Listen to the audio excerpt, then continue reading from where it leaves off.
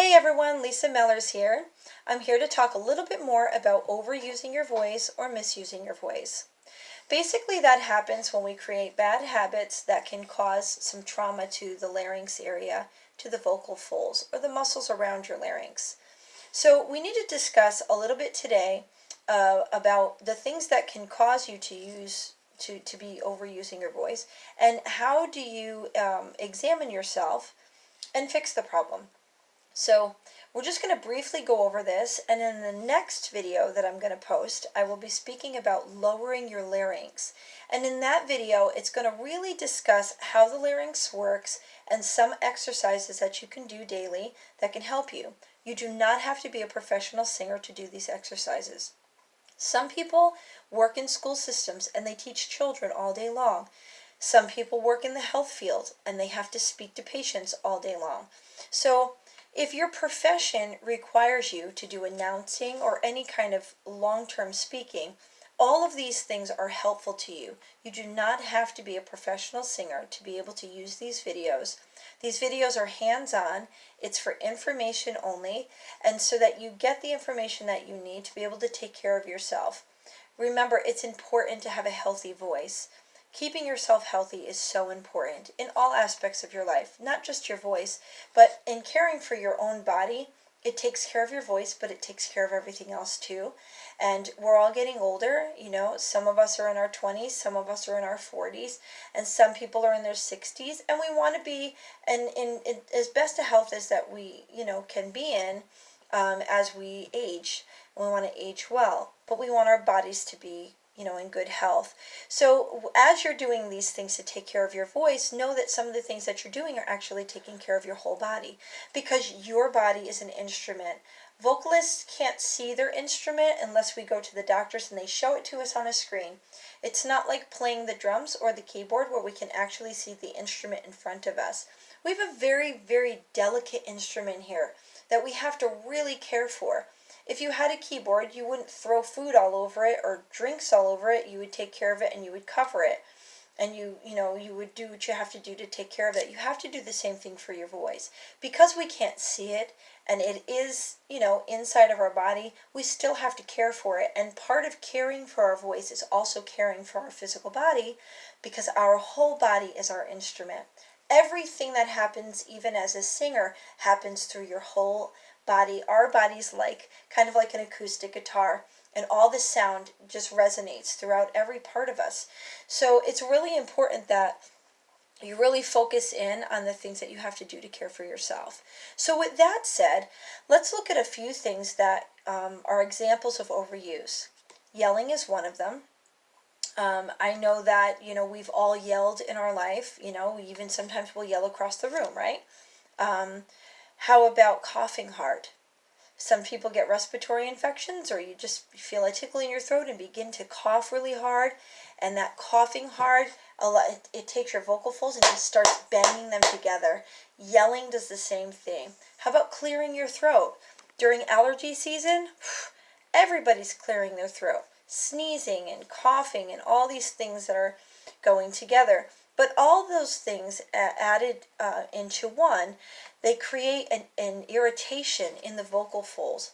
And because it's such a gentle area, as they bang together and it becomes like sandpapery, it causes irritation. Now you can also have irritants as well. So let's say you use a lot of aerosol canned things, bathroom sprays and hairsprays. We could date back to the Aquanet days. I know the 80s people will be able to relate to that. Not too many people are using those anymore, but anything that is an aerosol, cleaning solutions and things like that, you should always protect your face, put a mask over your face if you're cleaning your bathroom or whatever you're doing. Try not to breathe those irritants in, because believe it or not, they do affect your vocal folds. They do affect the inside of your sinuses. They affect all of you. So in doing that, it can really cause some problematic things to happen.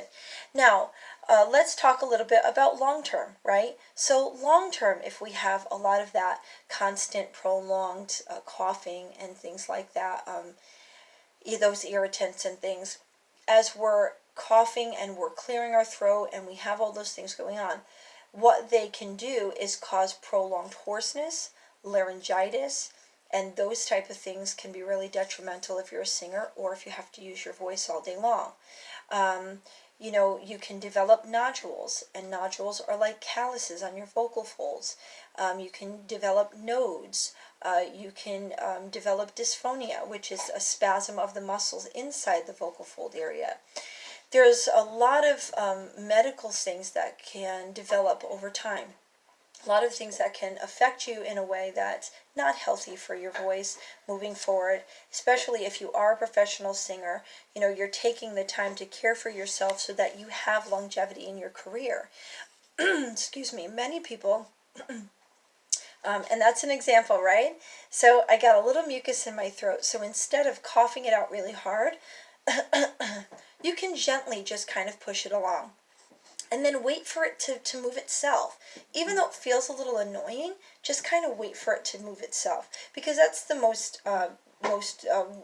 best thing you can do for yourself. It's the most effective thing that won't hurt you, you know, as it's moving along. It's one of the things that, because our voice, our instrument is inside, it is subject to all of these things like mucus and such. So it's important that you pay attention to how you're taking care of yourself, how you're taking care of your voice, how you're getting through those things that, you know, you're experiencing. So, okay, now that we've discovered some of the things that can cause us to overuse our voice, right? Let's talk about some things that we can do to care for ourselves. Well, one of the things that we can do is make sure that when we need to rest, we get plenty of rest. Resting is number one, the most that we can, whenever we can.